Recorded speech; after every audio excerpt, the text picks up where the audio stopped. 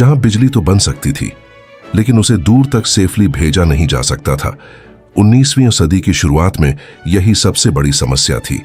Electricity generate तो हो रही थी, लेकिन उसे लॉन्ग डिस्टेंस तक भेजते ही एनर्जी लॉस बहुत ज्यादा हो जाता था। फैक्ट्रीज बढ़ रही थीं, सिटीज एक्सपैंड हो रही थीं, लेकिन पावर सप्लाई को कंट्रोल करना सबसे बड़ा चैलेंज बन चुका था। लो वोल्टेज में करंट बहुत ज्यादा फ्लो करता था, और ज्यादा करंट का मतलब था ज्यादा हीट, ज्यादा एनर्जी लॉस और डेंजरस एक्सीडेंट्स। साइंटिस्ट्स को एक ऐसे डिवाइस की जरूरत थी जो वोल्टेज को बढ़ा भी सके और जरूरत पड़ने पर घटा भी सके। यहीं से शुरू होती है ट्रांसफॉर्मर की कहानी। इस कहानी की शुरुआत होती है एक महान साइंटिस्ट से। उनका नाम था माइकल फैराडे। फैराडे इलेक्ट्रिसिटी और मैग्नेटिज्म के रिलेशन को समझने की कोशिश कर रहे थे। उनके एक्सपेरिमेंट सिंपल दिखते थे, लेकिन उनके रिजल्ट्स रेवोल्यूशनरी थे।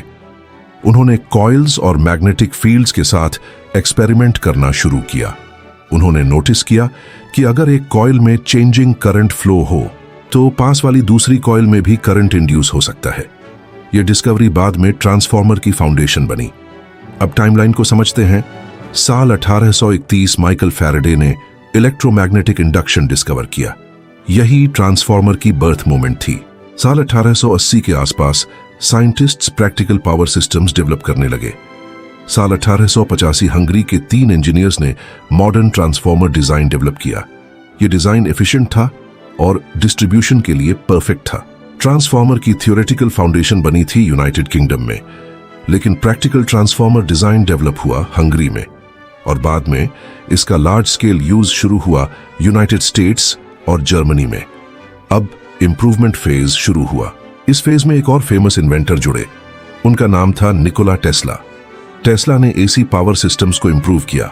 उसी समय जॉर्ज वेस्टिंगहाउस ने ट्रांसफॉर्मर टेक्नोलॉजी को कमर्शियल स्केल पर यूज किया। यह वही समय था जब AC versus DC power war चल रही थी। एसी सिस्टम्स जीत गए क्योंकि ट्रांसफॉर्मर एसी वोल्टेज को इजीली स्टेप अप और स्टेप डाउन कर सकता था।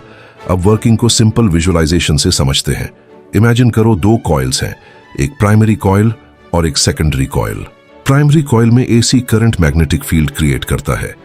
यह फील्ड कोर के थ्रू ट्रैवल करता है और सेकेंडरी कॉइल तक पहुंचता है। अगर सेकेंडरी कॉइल में टर्न्स ज्यादा हों तो वोल्टेज बढ़ जाता है, अगर टर्न्स कम हों तो वोल्टेज कम हो जाता है। सबसे बड़ा यूज पावर डिस्ट्रीब्यूशन सिस्टम में होता है।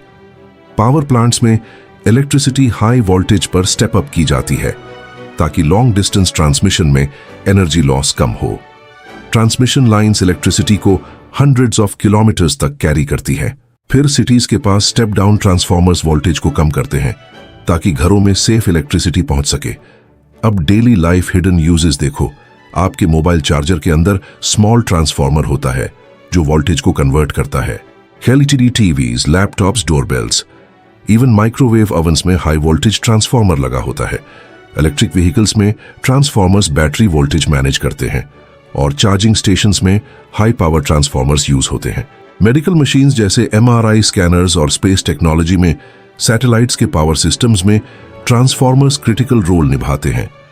रिन्यूएबल एनर्जी सिस्टम्स जैसे सोलर और विंड पावर प्लांट्स में भी ट्रांसफॉर्मर बहुत इंपॉर्टेंट है। ट्रांसफॉर्मर सिर्फ एक डिवाइस नहीं है, यह मॉडर्न सिविलाइजेशन की बैकबोन है।